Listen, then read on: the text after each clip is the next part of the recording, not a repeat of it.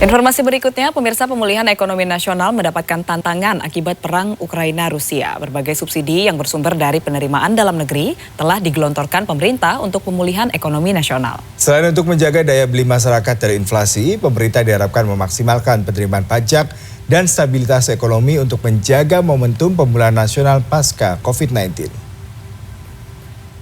Memasuki periode pemulihan ekonomi, penerimaan pajak menunjukkan tren ekspansi. Sepanjang tahun 2021 dan 2022 ini, rata-rata pertumbuhan bulanan terus mengalami peningkatan dari 20-an% hingga 50-an% di awal tahun 2022. Selain berasal dari kenaikan harga komoditas unggulan Indonesia, penerapan Undang-Undang Harmonisasi Perpajakan, pelaksanaan program pengungkapan sukarela dan pemulihan aktivitas masyarakat menjadi faktor pendorong pertumbuhan penerimaan pajak. Tentu dengan perkembangan penerimaan yang sangat signifikan dengan pertumbuhan lebih dari 50% ini diharapkan tekanan terhadap tax ratio Indonesia bisa agak dikurangi. Dengan demikian kita mempunyai cukup ruang untuk pembiayaan pembangunan.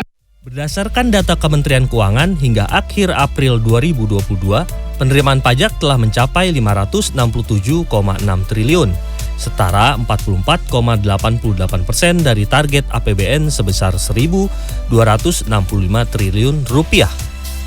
Kepala Grup Departemen Ekonomi dan Moneter Bank Indonesia, Wira Kusuma, mengatakan ada 4 hal yang dicermati dari perkembangan perekonomian global, yaitu perbaikan penanganan COVID-19, ketegangan geopolitik terutama Rusia-Ukraina, proteksionisme, dan gangguan rantai pasok.